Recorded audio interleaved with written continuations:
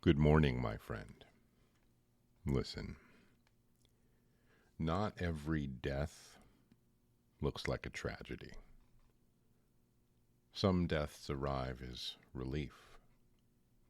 The death of needing everyone to understand you. The death of explaining yourself past the point of honesty. The death of performing strength while quietly collapsing inside.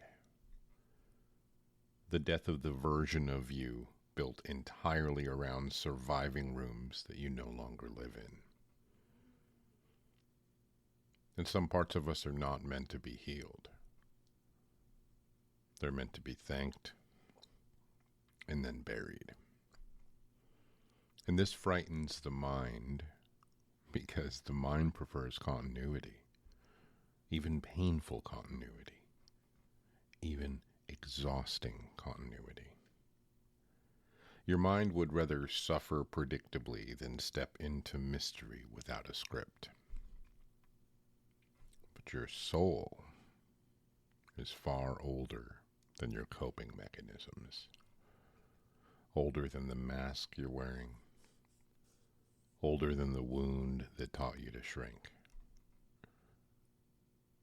And it knows when a season is over.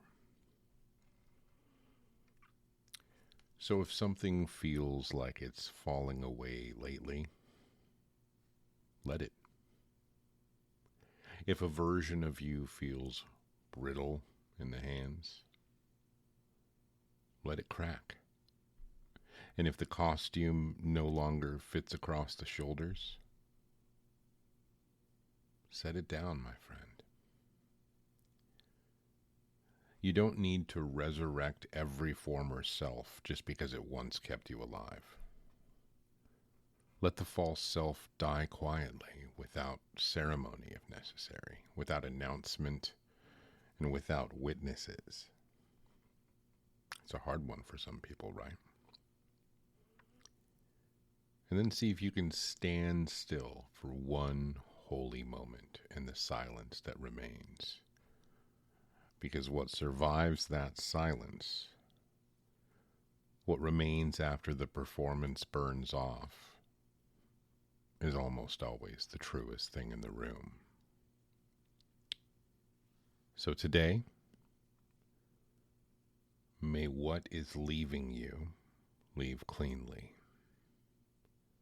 May what is becoming you arrive with fire. And may you trust yourself enough to open the door.